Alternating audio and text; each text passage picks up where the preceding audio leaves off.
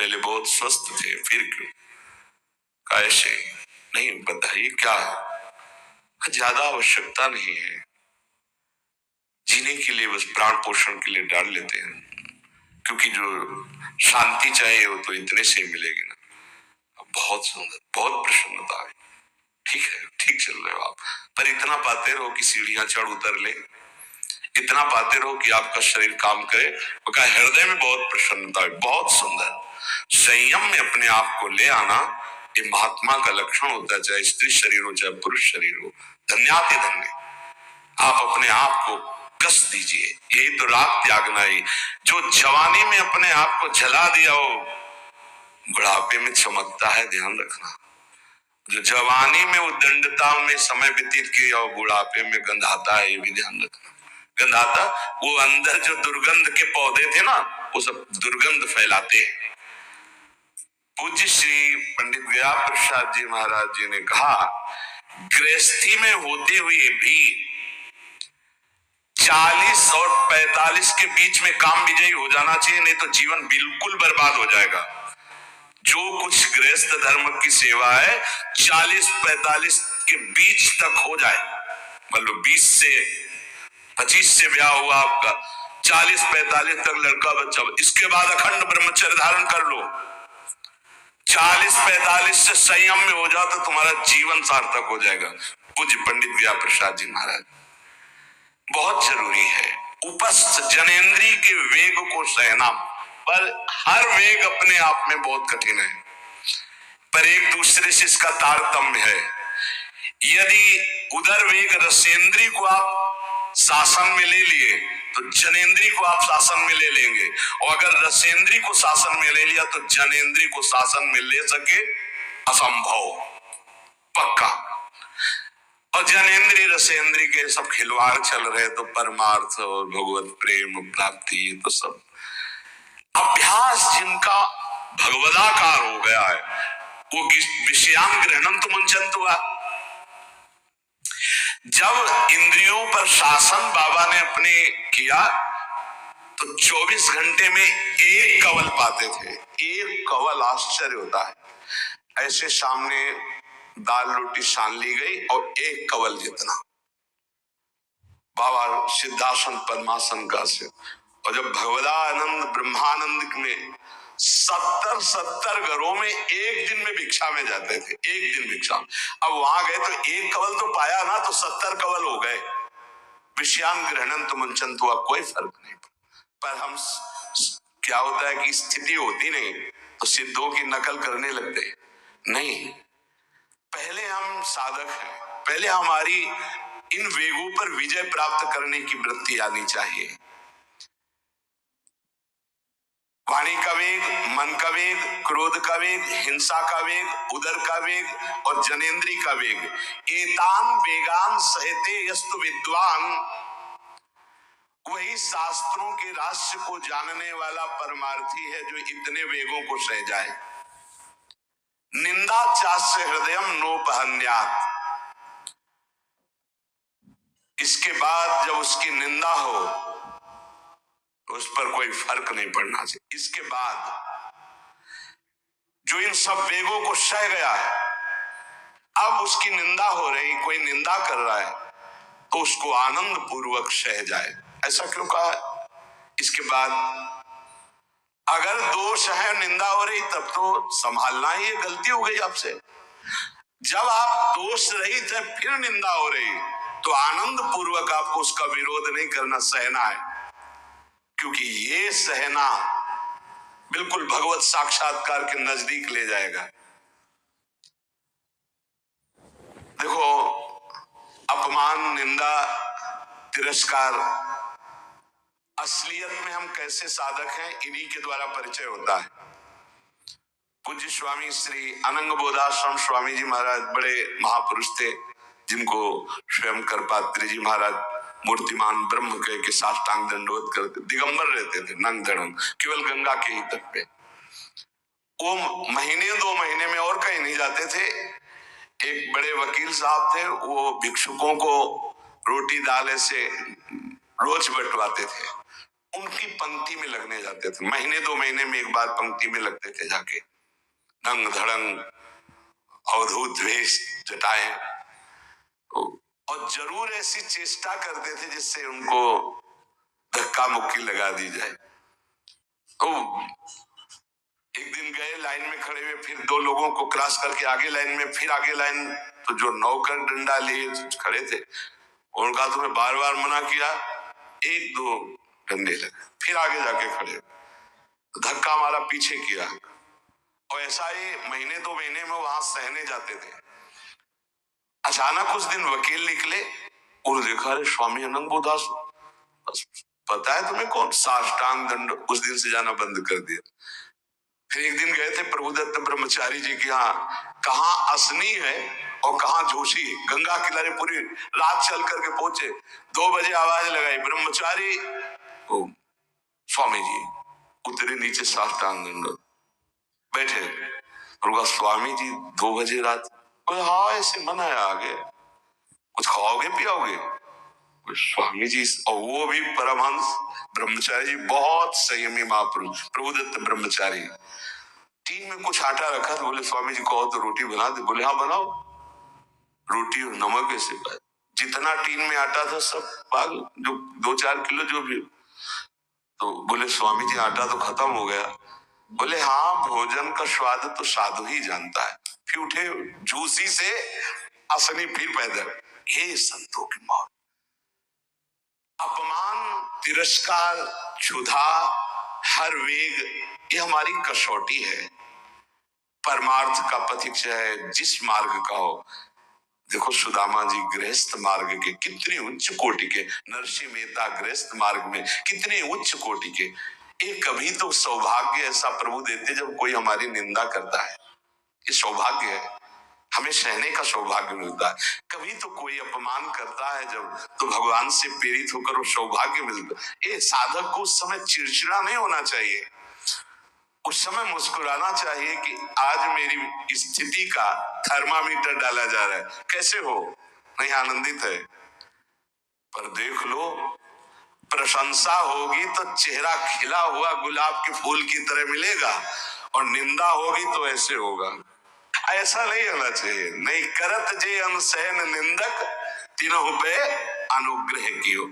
इसीलिए पूज्य बाबा कह रहे कि इसके बावजूद, अर्थात समस्त वेगों को सहन करने के बावजूद तुम्हारी जब निंदा हो और उसको सह जाओ, तब तुम परमार्थ के शूरवीर योद्धा कहे जाओगे। विपत्ति में सब साथ छोड़ देते तो हृदय के भी साथी साथ छोड़ते हैं, ध्यान रखना। जब विपत्ति आती है तो मन भी साथ देना बंद करने लगता है, विपरीत जाने लगता है, बुद्धि भी विपरीत जाने लगती है। इसलिए जो विपत्ति में अपने धैर्य और साहस को न खोकर अपने सिद्धांत से चलता है, उसे महात्मा कहते, चाहे वो गृहस्थ हो चाहे विरक्त हो। ध्यान दीजिए, संपत्ति में, अनुकूलता में तो सब सावधान होने की कोशिश करेंगे, बड़ी कृपा है भगवान की। यहां कह रहे विपत्ति में सब साथ छोड़ते हैं, ये जीवन में देखा है। विपत्ति में ना तो बाहरी कोई साथ देता है और न मन साथ देता है, उस समय भजन साथ देता है, भजन। विपत्ति में हृदय को जो दृढ़ रखे, धैर्यवान और साहस बिल्कुल ना गिरने पावे, आगे बढ़ो, नाम जब तुम्हारा भजन वैसे ही चलना चाहिए, तब समझना चाहिए कि हमारी साधना परिपक्व। विपत्ति में कोई साथी नहीं होता, देखा गया है, कोई साथी नहीं। मन भी धोखा दे देता है, मन भी, अपना मन भी साथी नहीं, उस समय केवल भजन साथी होता है। तभी विपत्ति को कुंती जी ने मांगा, क्योंकि उस समय एक ही साथी होता है, हरि बस। संपत्ति में तो बहुत साथी मिल जाएंगे, अब तो साथी ही साथी हैं, जिधर देखो उधर साथी हैं। और उस समय तो जिधर देखो उधर केवल हरि है, दूसरा कोई है नहीं। ये बड़ा सुख मिलता है जब तिरस्कार और विपत्ति एक साथ होती है, तो सीधे प्रभु से फोन में बात होती, सीधे प्रभु होते हैं कि आपके सिवा को। इसीलिए बहुत प्रवीण है कुंती माता, इसीलिए कहा कि मुझे विपत्ति दीजिए जो हर कदम में आपका स्मरण कराती है। अच्छा, प्रभु जब कृपा करते हैं तो ऐसी विपत्ति देते हैं कि अंतिम श्वास तक वो बनी ही रहती है, अंतिम श्वास तक बनी रहती है। हर कदम पर जैसे गार्ड रखा जाता है ना, सावधान, यहां से ऐसे ऐसे ऐसे हर समय विपत्ति महारानी सावधान, तुम्हारा जीवन कभी भी नष्ट हो सकता है, किसी भी क्षण नष्ट हो सकता है, इसलिए हर समय लक्ष्य पे रखो अपनी दृष्टि प्रिया प्रीतम पे, ये कृपा होती। तो उपासक को जब विपत्ति मिले सब साथ छोड़ दें, मन भी न लगे, तब धैर्य और साहस दोनों को सुरक्षित रखते हुए साधना में समय आया है, परीक्षा आई है, फेल मत हो, धैर्य पूर्वक डटे रहो, निकल जाएगा। ये तूफान है, मन का तूफान है, माया का तूफान, निकल जाएगा, आगे बढ़ो। अगर भूल गए तो इससे बड़ी कोई हानि नहीं होगी, ध्यान देना। साहानिस्तन्महच्छिद्रम सा चांद्र जड़ मूढ़ता यन्मुहूर्तम क्षणार्धम वा वासुदेवम न चिंतयेत्। अये उपासक, वो मुहूर्त, वो आधा क्षण जिसमें आप अपने प्रभु को भूल गए किसी भी प्रकार से, अपमान को देखकर, निंदा को सुनकर, विपत्ति के जग सबसे बड़ी हार जाएगी। आधे क्षण के लिए भी प्रभु को नहीं भूलना। सबसे बड़ी त्रुटि अंधापन, जड़ता, मूर्खता होगी कि उपासक निंदा सुनकर अपमान की परिस्थिति में या विपत्ति में अपने प्रभु को भूल जाए। नहीं, एक क्षण के लिए भी नहीं, ना संपत्ति में भूलेंगे और ना विपत्ति में भूलेंगे। जो उपासक है वो ममता शून्य होता है, इसलिए उसका भजन नहीं रुक सकता। न शरीर पे ममता है, न किसी संबंधी पे ममता है, तो विपत्ति किस पे आएगी? इन शरीरों पर ही तो आती है। विपत्ति किस पे आएगी? संबंधों पर ही तो आएगी। तो उसका भजन क्यों नहीं रुकता? क्योंकि ममता शून्य है। इसीलिए इस ममता पर प्रहार गुरुदेव करते हैं, आचार्य शास्त्र करते हैं। ममता शून्य बनो, अपनी ममता केवल प्रियालाल से, तो भारी विपत्ति में भी हमारी ममता सुरक्षित श्यामा श्याम से, उनका चिंतन चलता है। एक एक कदम पर वो मुस्कुराते नजर आते हैं जब किसी का सहारा नहीं होता, किसी का भरोसा नहीं होता, कोई अपना नहीं होता है। ये जानबूझ करके किया जाता है, नहीं तो संसार में सबके कुछ न कुछ अपने होते हैं।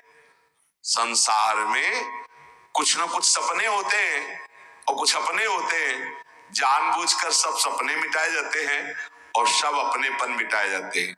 हमारा स्वप्न भी प्रभु होते, कल्पना, भावना, चाहत, गति जो हमारे प्रभु होते, हमारा अपनापन भी प्रभु से होता है।